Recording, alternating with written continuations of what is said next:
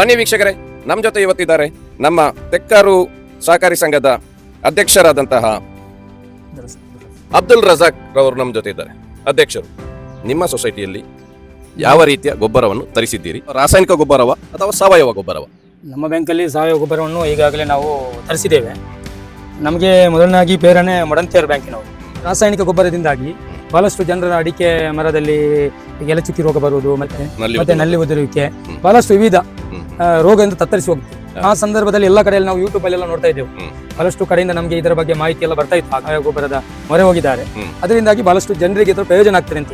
ಅದು ಫಲಿತಾಂಶ ಎಲ್ಲ ಕಡೆಯಲ್ಲಿ ಬಹಳಷ್ಟು ಒಳ್ಳೆಯ ಫಲಿತಾಂಶ ಚೆನ್ನಾಗಿ ಉಂಟು. ನಾನು ಕೂಡ ಹಾಕಿದ್ದೇನೆ ಮನೆ, ಒಳ್ಳೆಯ ರಿಸಲ್ಟ್ ಬಂತು. ಒಬ್ಬ ಸಹಕಾರಿ ಸಂಘದ ಅಧ್ಯಕ್ಷರಾಗಿ ನಮ್ಮ ದಕ್ಷಿಣ ಕನ್ನಡ ಜಿಲ್ಲೆಯಲ್ಲಿರುವಂತಹ ಎಲ್ಲ ಸಹಕಾರಿ ಸಂಘದ ಅಧ್ಯಕ್ಷರಿಗಾಗಿರ್ಬೋದು, ನಿರ್ದೇಶಕರಿಗಾಗಿರ್ಬೋದು, ಅಥವಾ ಎಲ್ಲ ನಮ್ಮ ಕೃಷಿಕರಿಗಾಗಿರ್ಬೋದು, ಮೀನಿನ ಮೂಲದ ಸಾವಯವ ಗೊಬ್ಬರದ ಬಗ್ಗೆ ಏನು ಸಂದೇಶ ಕೊಡ್ಲಿಕ್ಕೆ ಬಯಸ್ತಾ ಇದ್ದೀವಿ? ಅಂದ್ರೆ ನಾವು ಸಂದೇಶ ಕೊಡುವುದಂದ್ರೆ ನಾವು ಇದನ್ನು ಉಪಯೋಗ ಮಾಡಿಕೊಂಡಿದ್ದೇವೆ. ಯಾಕಂದ್ರೆ ನಾನು ಮನೆಯಲ್ಲಿ ಯೂಸ್ ಮಾಡಿದ್ದೇನೆ, ಪಕ್ಕದೆಲ್ಲ ರೈತರು ಇದನ್ನು ಕೊಂಡೋಗಿ ಉಪಯೋಗ ಮಾಡಿದ್ರೆ ಅದರ ಫಲಿತಾಂಶ ಬಂದಿದೆ.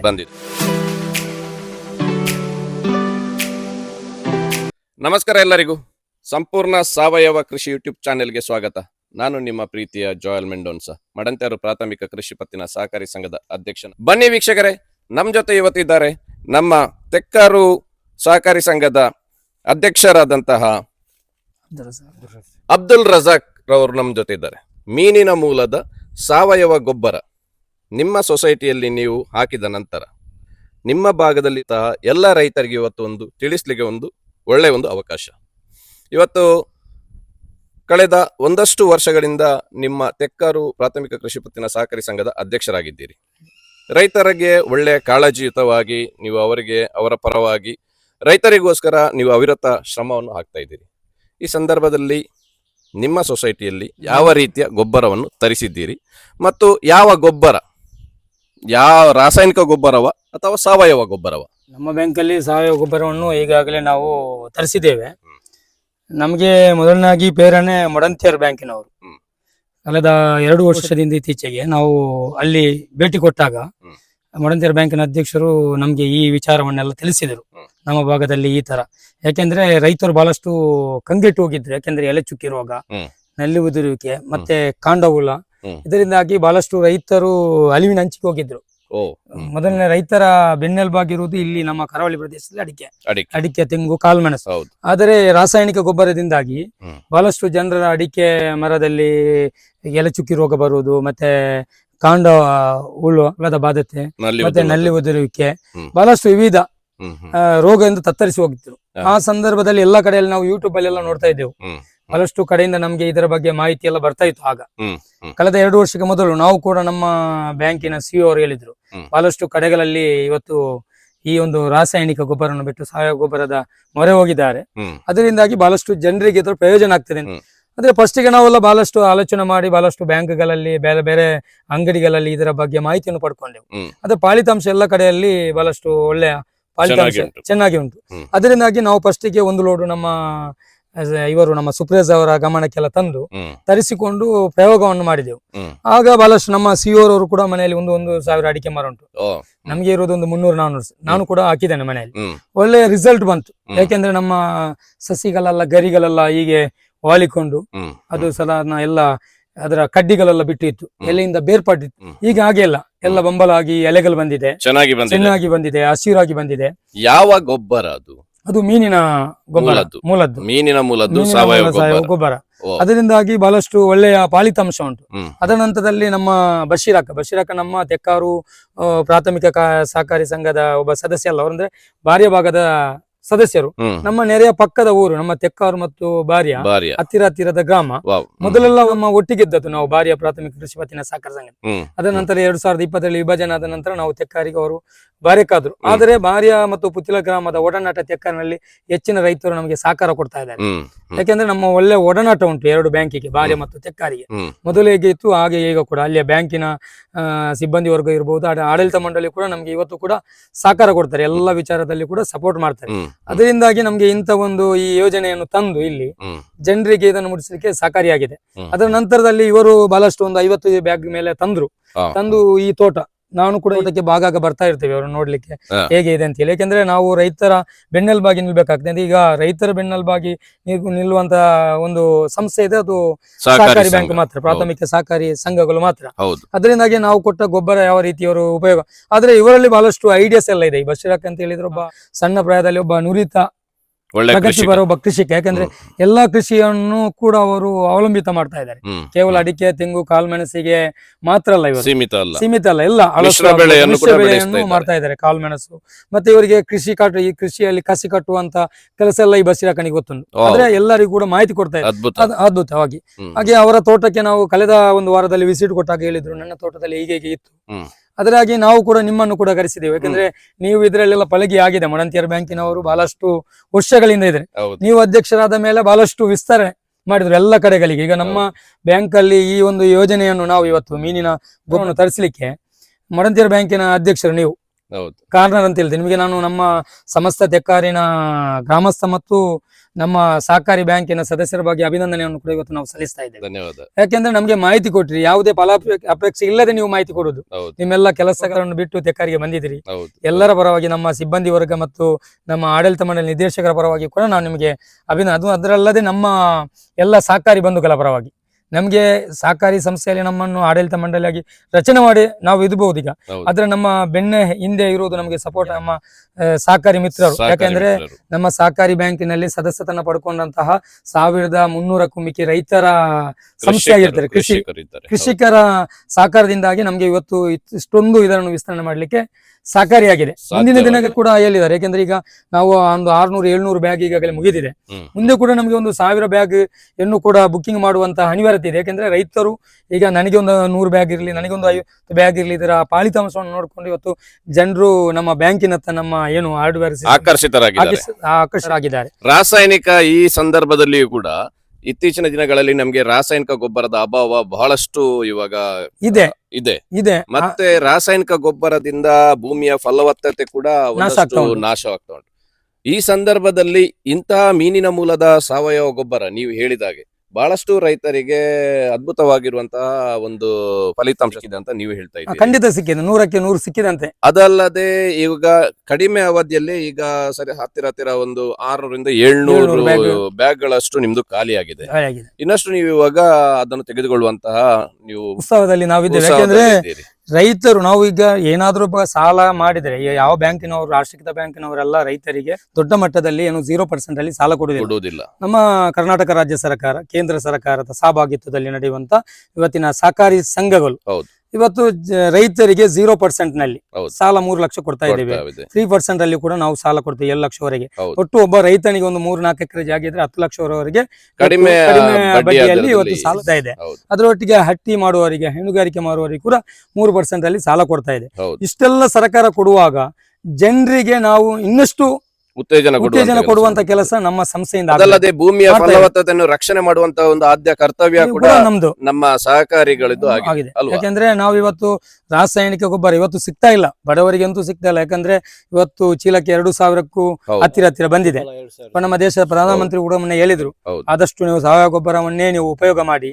ಅಂದ್ರೆ ಜನರು ಆದಷ್ಟು ನಮ್ಮ ಭೂಮಿಯ ಫಲವತ್ತತೆಯನ್ನು ಮತ್ತು ಭೂಮಿನ ಏನು ಶಕ್ತಿಯನ್ನು ಕಾಪಾಡಿಕೊಳ್ಳುವಂತದ್ದು ನಮ್ಮ ಜವಾಬ್ದಾರಿ. ರಾಸಾಯನಿಕ ಗೊಬ್ಬರ ಬಂದಿದೆ, ಜನರು ಆದಷ್ಟು ಬೇಗ ನಮ್ಗೆ ಫಲ ಸಿಕ್ಬೇಕಂತ ಹೇಳಿ ಮೊರೆ ಹೋಗಿ ಇವತ್ತು ಇದ್ದ ಫಸಲುಗಳನ್ನೆಲ್ಲ ಭೂಮಿಯನ್ನು ಕೊಲಸ್ ಮಾಡ್ಲಿಕ್ಕೆ ಹೊರಟಿದ್ದಾರೆ. ಆದ್ರೆ ಏನು ಬರುವಂತ ಜನರೇಷನ್ಗೆ ಭೂಮಿ ಒಳ್ಳೆದಾಗಿದ್ರೆ ನಮ್ಮ ಆರೋಗ್ಯ ಕೂಡ ಒಳ್ಳೆದಾಗಿರ್ತದೆ. ಒಬ್ಬ ಸಹಕಾರಿ ಸಂಘದ ಅಧ್ಯಕ್ಷರಾಗಿ ನಮ್ಮ ದಕ್ಷಿಣ ಕನ್ನಡ ಜಿಲ್ಲೆಯಲ್ಲಿರುವಂತಹ ಎಲ್ಲ ಸಹಕಾರಿ ಸಂಘದ ಅಧ್ಯಕ್ಷರಿಗಾಗಿರ್ಬೋದು, ನಿರ್ದೇಶಕರಿಗಾಗಿರ್ಬೋದು, ಅಥವಾ ಎಲ್ಲ ನಮ್ಮ ಕೃಷಿಕರಿಗಾಗಿರ್ಬೋದು, ಮೀನಿನ ಮೂಲದ ಸಾವಯವ ಗೊಬ್ಬರದ ಬಗ್ಗೆ ಏನು ಸಂದೇಶ ಕೊಡ್ಲಿಕ್ಕೆ ಬಯಸ್ತಾ ಇದ್ದೀರಿ? ಅದಂದ್ರೆ ನಾವು ಸಂದೇಶ ಕೊಡುವುದಂದ್ರೆ ನಾವು ಇದನ್ನು ಉಪಯೋಗ ಮಾಡಿಕೊಂಡಿದ್ದೇವೆ. ಯಾಕಂದ್ರೆ ನಾನು ಯೂಸ್ ಮಾಡಿದ್ದೇನೆ, ಪಕ್ಕದೆಲ್ಲ ರೈತರು ಇದನ್ನು ಕೊಂಡೋಗಿ ಉಪಯೋಗ ಮಾಡಿದ್ರಿಂದ ಅದ್ರ ಫಲಿತಾಂಶ ಬಂದಿದೆ. ಆ ಫಲಿತಾಂಶದ ಆಧಾರವನ್ನು ಇಟ್ಕೊಂಡು ಈ ರೈತರ, ಬೇಕಾದ್ರೆ ನಾನು ಹೇಳುವುದು ಬೇರೆ ಬೇರೆ ಬ್ಯಾಂಕಿನವರು ಮಡಂತಿಯರಿಗ, ತೆಕ್ಕಾರಿಗ, ಬಾರ್ಯಕ್ಕೂ, ಇನ್ನಿತರ ನಮ್ಮ ಪದ್ಮುಂಜ ಈಗಿನಲ್ಲೆಲ್ಲ ಇದರ ಸದುಪಯೋಗ ಪಡ್ಕೊಂಡು ಅಲ್ಲೆಲ್ಲ ಬಂದು ನೋಡಿಕೊಂಡು ಕೂಡ ಅವರಿಗೆ ಹೋಗ್ಬಹುದು. ಅವರು ಮಾಡಿಕೊಂಡು ಮುಂದಿನ ದಿನಗಳಲ್ಲಿ ಇಡೀ ನಮ್ಮ ದಕ್ಷಿಣ ಕನ್ನಡ, ಉಡುಪಿ ಜಿಲ್ಲೆ, ಅಭಿವೃದ್ಧ ಜಿಲ್ಲೆಯಲ್ಲಿ ಇದನ್ನು ವಿಸ್ತರಣೆ ಮಾಡಬಹುದು. ಇದಕ್ಕೆ ಸಂಪೂರ್ಣವಾಗಿ ಸಹಕಾರ ನಮ್ಮ ಸಹಕಾರಿ ರತ್ನ.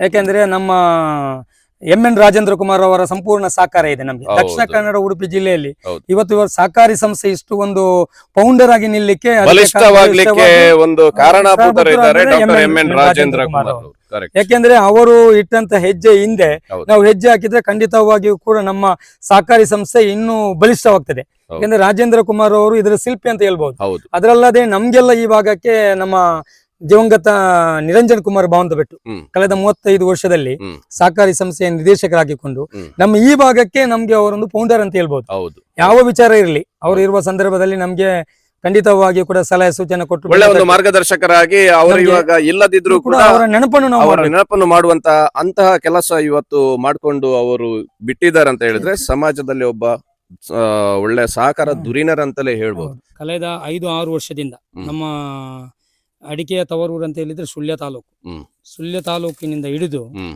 ಸಾಧಾರಣ ನಮ್ಮ ಕುಂದಾಪುರ ಉಡುಪಿವರೆಗೆ ಹ್ಮ್. ಬಹಳಷ್ಟು ಅವಲಂಬಿತ ಕೃಷಿಯಲ್ಲಿ ಅಡಿಕೆಯಲ್ಲಿ ಹ್ಮ್. ವಾಣಿಜ್ಯ ಬೆಳೆಯಾಗಿ ಅಡಿಕೆಯನ್ನು ಹ್ಮ್. ನಾವು ಅವಲಂಬಿತರು ಈ ಭಾಗದಲ್ಲಿ. ಹ್ಮ್.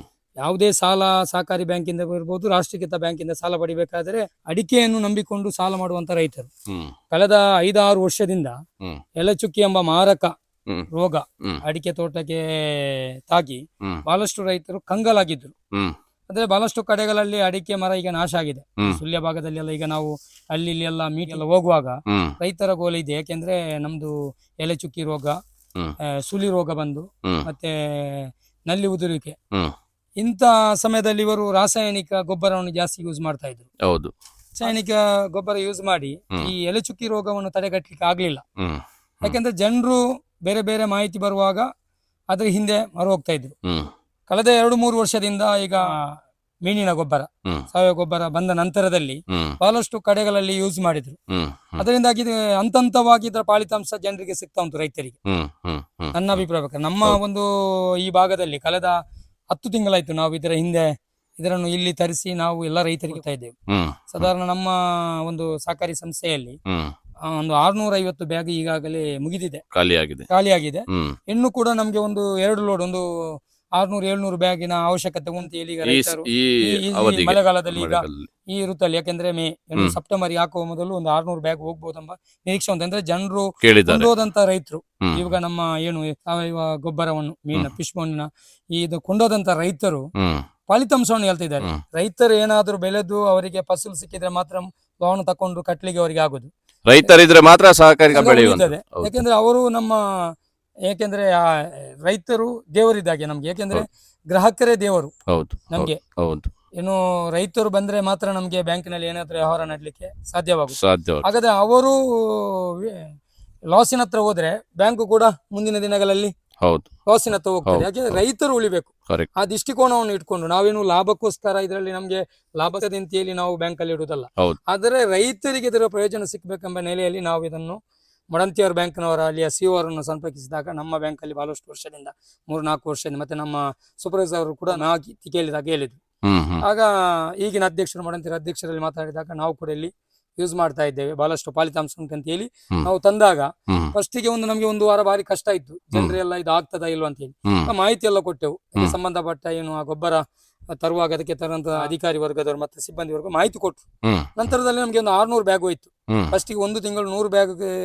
ನಮ್ಗೆ ಸೇಲ್ ಮಾಡ್ಲಿಕ್ಕೆ ಬಾರಿ ಕಷ್ಟ ಆಗಿತ್ತು. ಹ್ಮ್. ಆಗ ನಾವೆಲ್ಲ ಮನೆಗೆ ಮಾಹಿತಿ ಕೊಟ್ಟು ಇದನ್ನ ಒಟ್ಟಾಗ ಈಗ ಪ್ರತಿಯೊಬ್ಬರಿಗೆ ಇದರ ಫಲಿತಾಂಶ ಸಿಗ್ತಾ ಉಂಟು 3 ತಿಂಗಳಿಂದ. ಹ್ಮ್. ಈಗ ಮಲ್ಲಿ ಕೃಷಿ ಮಾಡಿದವರು ಅದರ ಹ್ಮ್. ಫಲಿತಾಂಶ ಕೊಟ್ಟರು, ಹ್ಮ್. ಹ್ಮ್. ತೆಂಗಿನ ಸಸಿ ಹಾಕಿದವರು, ಹ್ಮ್. ತರಕಾರಿಗೆ ಹಾಕಿದವರು, ಕೇವಲ ನಮ್ಮ ತೆಕ್ಕಾರನ ರೈತರು ಮಾತ್ರ ಇದರ ಇಡೀ ಜಿಲ್ಲೆಯದ್ದು ಇಡೀ ಜಿಲ್ಲೆಯಲ್ಲಿ ನಮ್ಮ ಅವಿಭಜಿತ 2 ಜಿಲ್ಲೆಯಲ್ಲಿ ಕೂಡ ಕೂಡ ಬಹಳಷ್ಟು ಈ ಒಂದು ಮಾರಕ ರೋಗ. ಕಟ್ಟೆಯಿಂದ ಹೌದು. ಏನು ರೈತರಿಗೆ ಎಲೆ ಚುಕ್ಕಿ ರೋಗ ಬಹಳಷ್ಟು ಸಮಸ್ಯೆಯನ್ನು ಕಾಡಿತ್ತು. ಯಾಕೆಂದ್ರೆ ಹುಳಿ ಮತ್ತು ಸಿರಿ ಹೋದ ಮೇಲೆ ಹೌದು. ಅಡಿಕೆ ಮರ ಬದುಕುವುದಿಲ್ಲ. ಹೌದು. ಬೇರೆ ಏನಾದರೂ ಕಾಯಿಲೆ ಬಂದ್ರೆ ಕೂಡ ಈಗ ಕೊಳೆ ರೋಗ ಬಂದ್ರೆ ಅಡಿಕೆಗೆ ಮಾತ್ರ ಎಲ್ಲ ಬಾಧಿಸ್ತವೆ. ಹೌದು.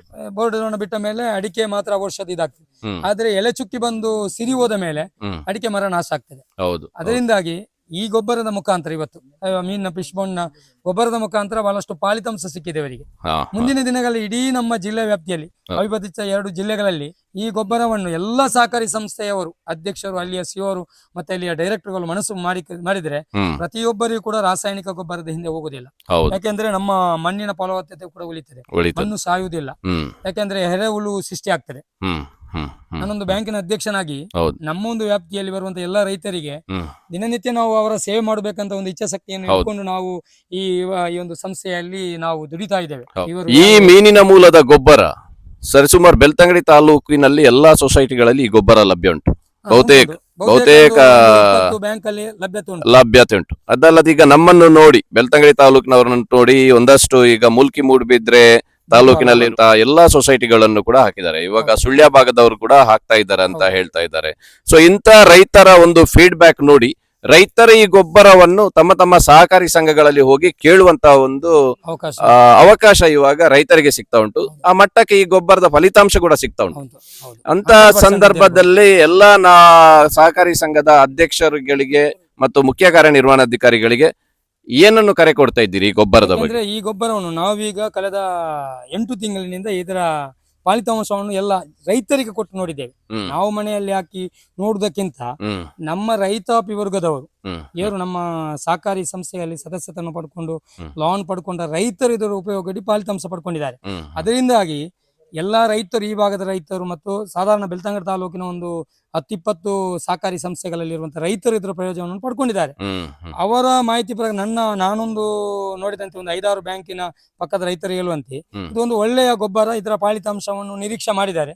ಮುಂದಿನ ದಿನಗಳಲ್ಲಿ ನಮ್ಮ ಜಿಲ್ಲಾ ವ್ಯಾಪ್ತಿಯಲ್ಲಿ ಇದನ್ನು ವಿಸ್ತರಣೆ ಮಾಡಿದ್ರೆ ಒಳ್ಳೆಯದು. ಎಲ್ಲ ಸಹಕಾರಿ ಸಂಸ್ಥೆಗಳು ಇದನ್ನು ಮುಂದೆ ಬಂದು ಖರೀದಿ ಮಾಡಿಕೊಂಡು ಇದನ್ನು ಪ್ರಚಾರ ಮಾಡಿಕೊಂಡು ರೈತರಿಗೆ ಬಹಳಷ್ಟು ಒಳ್ಳೆಯ, ಯಾಕೆಂದ್ರೆ ಪಕ್ಕದ ಸ್ಥಳದಲ್ಲಿ, ಯಾಕೆಂದ್ರೆ ಪೇಟೆಗಿಂದ ಹೋಗ್ಬೇಕೆಂದಿಲ್ಲ, ಗ್ರಾಮದ ಒಳಗೆ ಅದನ್ನು ಖರೀದಿಯಾಗಿ ಮಾಡುವಾಗೆ ಎಲ್ಲ ರೈತ ವರ್ಗದವರಿಗೆ ಇದರ ಪ್ರಯೋಜನ ಪಡ್ಕೊಳ್ಳಿಕ್ಕೆ ಎಲ್ಲ ಸಹಕಾರಿ ಸಂಸ್ಥೆಗಳು ಮುಂದೆ ಬಂದ್ರೆ ಒಳ್ಳೇದಂತ ಹೇಳುದು. ನಾನು ಅವರಿಗೆ ಈ ಪ್ರಕಾರವಾಗಿ ಹೇಳ್ತಾ ಇದ್ದೇನೆ. ಎಲ್ಲ ಸಹಕಾರಿ ಸಂಸ್ಥೆಯ ಅಧ್ಯಕ್ಷರು ಈ ಒಂದು ಏನು ಮೀನಿನ ಗೊಬ್ಬರ ಉಂಟು ಅದನ್ನು ತಮ್ಮ ಸಂಸ್ಥೆಯ ಮುಖಾಂತರ ಖರೀದಿ ಮಾಡಿಕೊಂಡು ಅವರಿಗೆ ರೈತರಿಗೆ ಖರೀದಿ ಮಾಡ್ಲಿಕ್ಕೆ ಅವಕಾಶ ಮಾಡಿಕೊಟ್ರೆ ಒಳ್ಳೇದಂತ ಏನೋ ಒಂದು ಅನಿಸಿಕೆ. ವೀಕ್ಷಕರೇ, ಸರ್ಕಾರದಿಂದ ಅಧಿಕೃತ ಮಾನ್ಯತೆ ಪಡೆದಿರುವಂತಹ ಮೀನಿನ ಮೂಲದ ಸಾವಯವ ಗೊಬ್ಬರ, ಅದು ಕೂಡ ಸಹಕಾರಿ ಸಂಘಗಳಲ್ಲಿ ಸಿಗುವಂತ ಮಾತ್ರ ಮೀನಿನ ಮೂಲದ ಸಾವಯವ ಗೊಬ್ಬರ ರೈತರು ತೆಗೆದುಕೊಳ್ಳಿ. ರೈತರು ಇದನ್ನು ಪ್ರಯೋಜನವನ್ನು ಪಡೆದುಕೊಳ್ಳಿ. ರಾಸಾಯನಿಕ ಗೊಬ್ಬರದಿಂದ ಸ್ವಲ್ಪ ಕಡಿಮೆ ಮಾಡಿ. ಮಾರಕವಾದಂತಹ ಕ್ಯಾನ್ಸರ್ ಮತ್ತು ಬೇರೆ ಬೇರೆ ರೋಗಗಳು ಇತ್ತೀಚಿನ ದಿನಗಳಲ್ಲಿ ಪ್ರತಿಯೊಂದು ಗಲ್ಲಿಯಲ್ಲಿಯೂ ಕೂಡ ಹರಡುವಂತದ್ದು ನಾವು ನೋಡ್ತಾ ಇದ್ದೇವೆ. ಇಂತಹ ಸಂದರ್ಭದಲ್ಲಿ ರಾಸಾಯನಿಕ ಗೊಬ್ಬರದಿಂದ ಮುಕ್ತತೆಯನ್ನು ಹೊಂದಿ ಸಾವಯವದತ್ತ ನಮ್ಮ ಪಯಣ ನಾವು ಮುಂದುವರಿಸುವ. ನಮ್ಮ ಮುಂದಿನ ಪೀಳಿಗೆಗೆ ಸಾವಯವ ಕೃಷಿಯಲ್ಲಿಯೂ ಸಾವಯವ ಗೊಬ್ಬರ ಉಪಯೋಗ ಮಾಡಿಯೂ ಕೂಡ ಇಂತಹ ಅದ್ಭುತವಾದಂತಹ ಫಲಿತಾಂಶವನ್ನು ಪಡೆಯಬಹುದು ಎಂಬುವಂತದ್ದು ಇವತ್ತು ತೆಕ್ಕಾರು ಸೊಸೈಟಿನ ಅಧ್ಯಕ್ಷರಾದಂತಹ ಅಬ್ದುಲ್ ರಜಾಕ್ ರವರು ನಮಗೆ ಹೇಳಿಕೊಟ್ಟಿದ್ದಾರೆ. ಆ ಕಾರಣಕ್ಕೋಸ್ಕರ ಸಮಸ್ತ ಕೃಷಿಕರ ಪರವಾಗಿ ತೆಕ್ಕಾರು ಸೊಸೈಟಿಯ ಅಧ್ಯಕ್ಷರಿಗೆ ವಂದನೆಗಳು, ಅಭಿನಂದನೆಗಳು.